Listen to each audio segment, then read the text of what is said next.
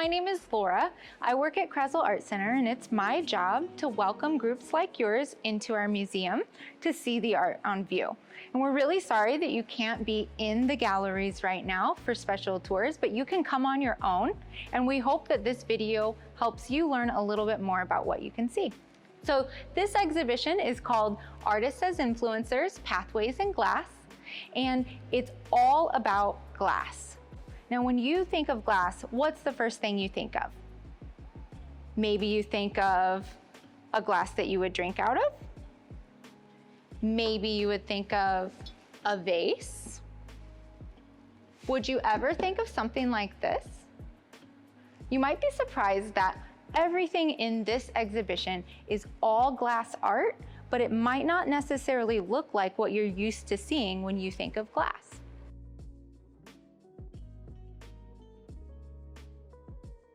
So a long time ago, glass used to be made pretty much only in factories, and they produced them, a bunch of them, over and over and over again.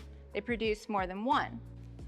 This one especially, there were probably at the store, there are a lot of vases like this, you know, and even if you go to the store today, you'll see a lot of the same thing. But then, in the 1960s, a very important artist decided, I would like to learn how to make glass, and I don't want to have to go to a big factory to make it. And so he started what we call the studio glass movement, which means that they left the factories and they started working in an artist's studio like a painter would do on a smaller scale so that they could be creative, they could try new techniques all together. And because of this, because of everybody working together, they created close relationships between the teachers and the students, or the mentors and the mentees. And this kind of created a long line of teachers and students and teachers and students like you and your teacher and the teacher of your teacher. And so this kind of created what we call a pathway in glass, which is partially what inspired this exhibition. We're really grateful for a very special person who actually put together this exhibition. He gathered all of these artworks and reached out to all of these artists, some of which he had worked with because he was a glass artist himself. His name is Catania, and he actually started a special glass studio in Benton Harbor. So all of the artworks are made in this exhibition by different artists, and that's a lot of the reason why everything looks a little bit different. No two pieces of art look the same. And all of these different artists have different relationships to one another.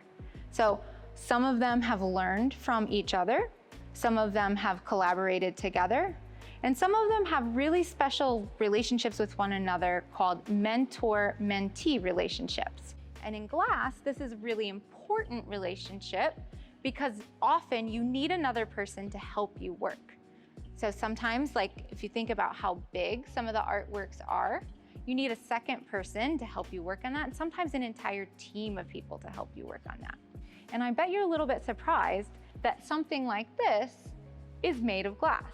And in fact, this artist used all different pieces of glass to enclose things that are not glass. So some of the materials in this exhibition don't have glass at all. So this artwork is called Cabinet of Convenience by David King. What are some of the things that you see? What do you think this artwork is made out of? You might notice bottle caps and things that are made of plastic. And these are all things that the artist found and then enclosed in the glass. So this artist is using a lot of different techniques and a lot of artwork that's not necessarily used with glass to combine this new art. What does the name Cabinet of Convenience mean to you? Why do you think this is a cabinet? Does it look like a cabinet you would normally see?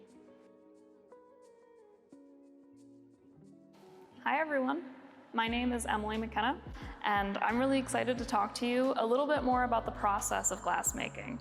I'm going to try my best. So one of the really important things to know about glass making is that a lot of the color that you're seeing comes from these things called canes. They can sometimes also be called rods or tubes, but I really like cane because I think it makes a lot of sense, especially when you think about a candy cane. One of the really interesting things about the canes is that they're given their color from crushed glass pigment and then they're twisted while they're hot and molten.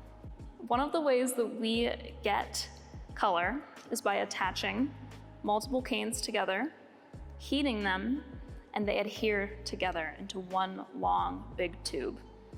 Then, with that long, big tube, a diamond saw or diamond cutter is then going to cut the tube into many slices called morini. And I have a piece of morini here, and you can imagine where the different canes were attached and what different colors the canes were. So one of the really interesting things about glass is that the morini can be used in many different ways. This piece actually is made with a lot of different morini, and you can see in the large areas, these large circles, that's morini right there, being stretched and pulled and blown in different directions. Throughout this entire exhibition, I want you to think about if this piece of work was blown glass or sculptural glass, because those are the two different types that you're going to be seeing. Which one do you think this piece is? It's mostly blown glass, but it might be actually a combination when you're thinking of the different elements. So that's one of the really cool things about a lot of the glass in this show. Like Laura was mentioning, it's not just functional, but it's mostly for aesthetic purposes. This piece in particular is called Venetian Tide by Eli Zilke, who's the studio manager of Water Street Glassworks here in our community. This piece is called Molecule by Kate Rhodes, and this is also made with morini. What looks different about this morini than Eli's piece that we just looked at? Kate is known for using this style of morini because it is hollow, and she doesn't actually attach all of the morini when it's hot. This is called a cold connection, and the wire is then attaching each piece. So there's thousands of pieces of morini in this piece alone, connected by hand. If you didn't know the title of this show, or know what all of the artwork in this show is about, what would you think this piece is made of? You guessed it. It is glass, but isn't that amazing? Couldn't it kind of look like it was fabric? This piece is also by Kate Rhodes, and it is also made of morini, and that's her style. If you see a open morini, hollow morini, that is a hexagonal shape, it's probably pretty likely that it's Kate Rhodes. This piece looks like fabric from far away. And isn't that kind of amazing that the process of attaching all of these pieces is similar to the process of sewing? This piece by Jerry Catania is called Picasso. Why do you think it's called Picasso? Does the way its form or shape look like something Picasso might have painted? Does that look like Picasso? The process in which this piece was made was invented by Jerry Catania, and it's called sand cast glass. In this process, the glass, when it's molten, is scooped out of the kiln and poured into a vessel that is ready to create this shape so that it forms into it. Almost like making popsicles. When you want to make a popsicle, you take your liquid, juice, sugary goodness, and pour that into a form. Popsicles are kind of like a cast. So when we pour the molten glass into a cast, it then takes the form of the object that it is. It is then spun, and when it's spinning, the glass goes towards the sides, and that's how we're able to get that concave shape. Do you think this piece is blown or sculpted? It's a little bit of both. This piece is by Edgar Valentine, and we were lucky enough to witness Edgar doing a demonstration at Water Street Glassworks for this exhibition. This mask is actually blown, so if you can see it from this angle, it is hollow, but then it is hot sculpted. So while the glass is still molten, Edgar then pushed out the eyebrows, the lips, the nose, and the eyes, and then afterward went and did the etching marks that you see. When we think of glass, we often think of a glossy or sheen-like surface. The way that this artist was able to achieve this matte-like finish is through a process called sand blasting. It's kind of like breaking down the material and smoothing it. What I think is really interesting about this process in glass is that glass is made from sand. The chemical found in sand, silica, melted down is what then creates glass. So the fact that sand then also smooths and softens the surface of glass is really fascinating. I'm Kate. I'm a volunteer docent here at the Krasl, and I'm standing in front of Brianna Barron's piece called Sum of Its Parts. And it's an interesting piece of moving artwork. Let's take a look at it for a minute. All these pieces here on the wall. What do you think they look like? What do you think they feel like? Normally with glass, we think of a smooth surface, but if you look at these have a little bit of a bump to them. We can also use texture. When we're talking about texture, we don't just mean the way it feels, but we can tell what a texture is with our eyes. So when we come to an art museum, we usually don't touch the artwork, but we feel the texture with our eyes. Brianna feels that breathing, which is a very natural thing to do and not something we think about, is also very important. It's a way we can calm ourselves down. It's a way we can enjoy the world around us. And check this out.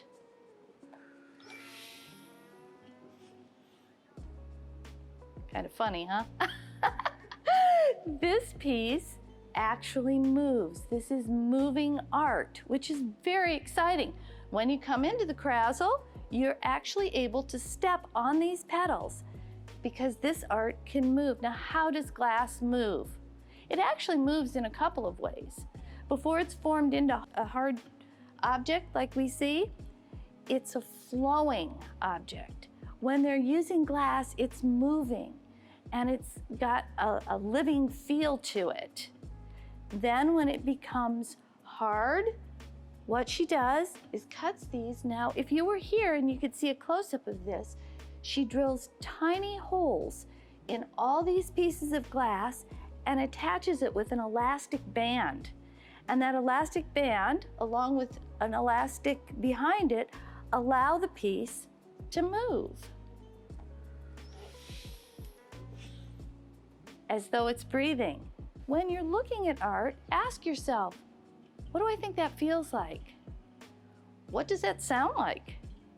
Why would this particular piece of art be named a certain thing? All these things are very important questions and ones you can ask yourself and others around you.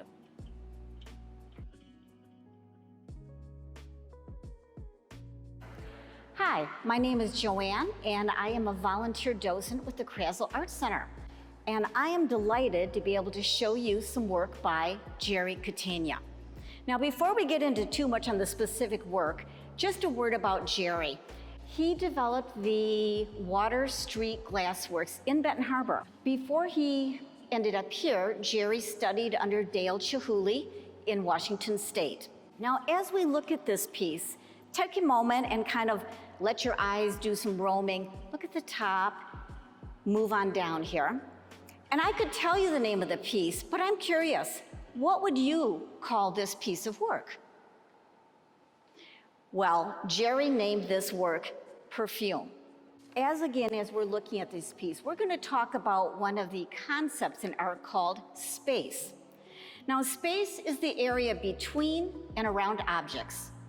Space around an object is called negative space. And negative space has shape. Now, if we look closely at this work here, perfume features a lot of negative space. As I move up towards the top, I've got some nice small spaces. Think about the shape that those negative spaces are in. We move down to some larger. As we're going down the work of art, we have all sorts of negative space right here. How do you think this piece would feel if, instead of negative space, if Jerry had chosen to fill in all those spaces? Another part of this piece we can talk about is balance. Balance is the distribution of the weight of objects, and that can include color, texture, and space. If I were to lay this on its side and put it on a scale, would one side weigh heavier than another? What gives you the feeling of lightweight or heavyweight on this piece? Hello, I am Miss Karen, and I am a docent with the Krasel Art Center, and I'll be talking to you this morning about Percy Eccles. One theme that I want to mention is the studio glass movement. All of these artists are part of that movement, which actually started in the 60s, which sounds like a long time ago, but in terms of art history, that's really a very new art form. So that's one thing that all these artists have in common, that they're part of that. And also there was a unique attribute, I would say, to the studio glass movement, and that's the concept of mentorship, where artists were working with other artists and training other artists. If you've been to the Krasel Art Center, you have seen the Chihuly, Dale Chihuly, beautiful glass piece in our entranceway. And an interesting thing about that is that Dale Chihuly was one of the very first of the people who were creating this particular glass movement, which was about going from very functional glass, like what you use in your house for glassware, dishes, plates, whatever, and going more to the design. So that first group, which included Chihuly in the beginning, the interesting piece is that Jerry Catania, who was the curator of this particular exhibit, Jerry was a student of Dale's, and then this artist, Percy Eccles II, was a student at one time of Jerry Catania. So there's kind of a beautiful thread that goes through what these particular artists do. Percy Nichols he's a younger artist.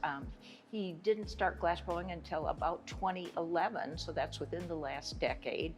He graduated from Illinois State University in 2015, and is currently working at the Pittsburgh Glass Center, where he is both a teacher and is continuing to create glass. These two pieces are part of a series called Inspire. They are blown glass and etched glass, and if you look very close at either of these pieces, this is a little closer to where you can see the etching that he did in the glass, which is kind of an unusual technique.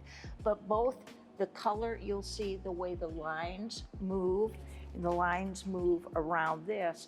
He created a pattern. It's as though that piece is moving a little bit between where the etching is and where the colors go. So that's kind of a thing.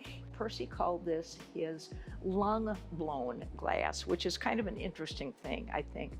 I'm not sure if he was visualizing lungs when he first did this. I don't know if these look like lungs to you or not. Does it seem like maybe that could be a pair of lungs and breathing lungs? But if he visualized that initially, or if it was as he was blowing the glass and using his lungs, and which kind of created that. So it's kind of an interesting thing to think about. This is also called aesthetic or design work, and he very much wanted to focus on design as compared to functional, which we mentioned a little bit earlier, which is the glass. So his work is aesthetic, and it's about designing the glass around the piece. As I mentioned, Percy Eccles referred to these as glass-blown lungs. What do you see? Do you see something other than lungs?